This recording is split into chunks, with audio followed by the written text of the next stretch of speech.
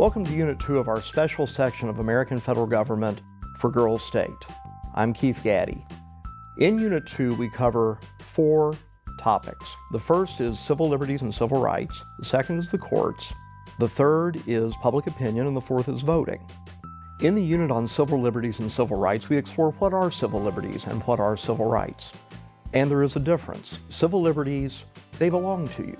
They come from Providence or God or wherever it is that you think that rights derive to as part of your sovereignty as a human being. Examples are found in the Bill of Rights of the U.S. Constitution and can include free speech or free exercise of religion or the right to a speedy trial and the right to representation in court. Civil rights come from government through actions of government, affirmative actions of government, and can include examples such as the right to vote. The vote is granted by government and can be constrained by government, subject to certain limitations by the Constitution.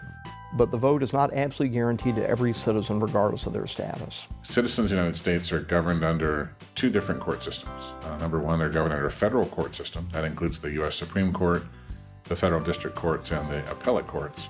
But people also under the laws and jurisdiction of a state and local court system that governs a variety of things as well, such as many criminal laws, traffic laws, for example, and to a degree, many drug laws.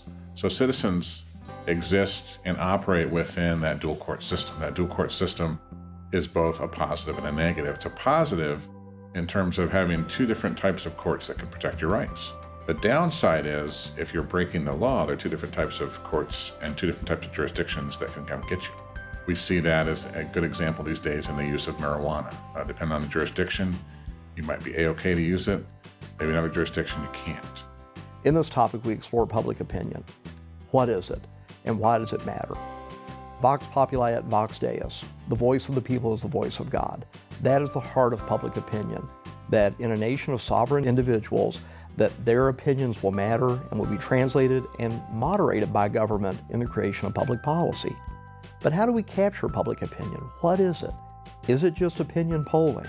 Is it other forms of opinion expression like demonstration? Is it what people say through new sources of opinion like social media? We'll explore and discuss all of these different sources of opinion and how they influence the individuals who wield the power of government. The fourth and final topic will be consideration of the act of voting. Voting, some call the currency of democracy. It's sort of the core of the system. Having the opportunity for people to go on election day and cast their vote is a special aspect of our country and of our democracy. We'll consider voting from many different dimensions. The first dimension we'll consider will be voter turnout. Who turns out to vote, who registers to vote, and why? Secondly, we'll look at the act of voting. What factors drive you on election day to vote for one candidate or another? There are a variety of things that drive our behavior when we vote. It can be a particular issue position of the candidate. It can be that you like the candidate.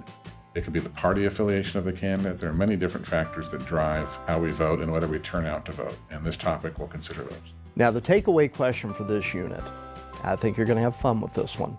Do you have a right to not be offended? Why or why not? I want you to think about this. Does your school or your college have a speech code?